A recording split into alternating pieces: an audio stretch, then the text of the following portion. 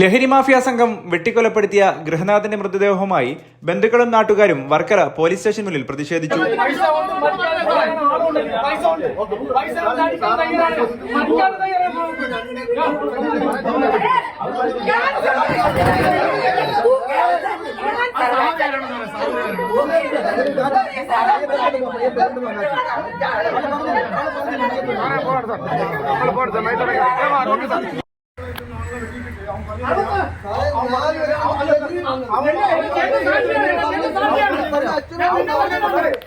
അവന്മാർ പറഞ്ഞു വെട്ടിയിട്ട് അവൻ പറഞ്ഞു ഇനി കുടുംബത്തിന് വിട്ടുവന്ന് അവൻ ഓടിച്ചിരിക്കുകയാണ്.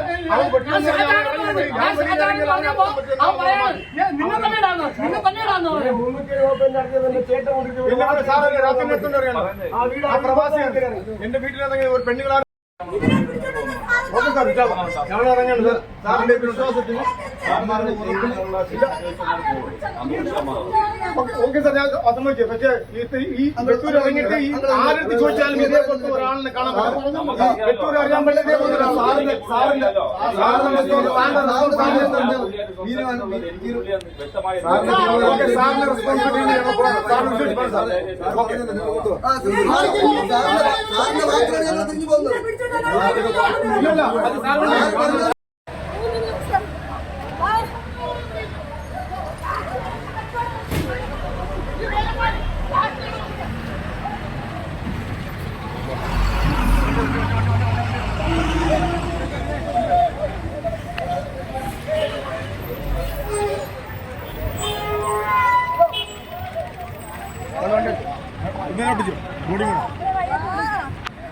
താഴെവെട്ടൂർ പ്രദേശത്ത് ലഹരി ഉപയോഗവും ലഹരി മാഫിയയുടെ അഴിഞ്ഞാട്ടവും ഉണ്ടെന്നുള്ള പരാതി നിരവധി തവണ നാട്ടുകാരും ജമാഅത്ത് പള്ളിയുടെ ഭാഗത്തു നിന്നും നൽകിയെങ്കിലും പോലീസ് ശക്തമായ നടപടികൾ സ്വീകരിച്ചില്ലെന്നാരോപിച്ചാണ് നാട്ടുകാർ പ്രതിഷേധിച്ചത്.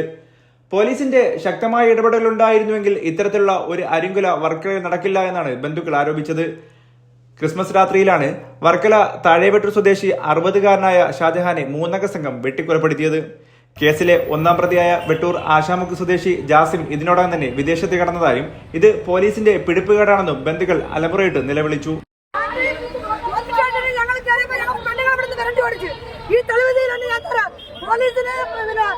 എന്താണ് പോലീസിന് കൊടുത്താൽ പിന്നെ ഇത് ഞങ്ങളുടെ കയ്യിലുണ്ട്, എന്റെ ഫോണിലുണ്ട്.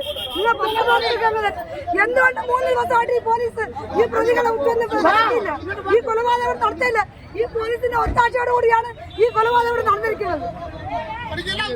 കേസിൽ പരാതിക്ക് പോകുന്നവരെയും സാക്ഷി പറയുന്നവരെയും വെട്ടിക്കൊന്നുകളയുമെന്ന് പ്രതികളുടെ നിരന്തരമായ ഭീഷണിയുണ്ടെന്നും ഇത് കാണിച്ച് പ്രതികളുടെ ഫോട്ടോ സഹിതം പോലീസിന് പരാതി നൽകിയിട്ടും പോലീസ് പ്രതികളെ അന്വേഷിക്കുന്നതിൽ ഊർജ്ജസ്വലത കാട്ടിയിരുന്നില്ല എന്നും ആയതിനാലാണ് പ്രതികൾ വിദേശത്ത് കടന്നെന്നും ബന്ധുക്കൾ ആരോപിച്ചു.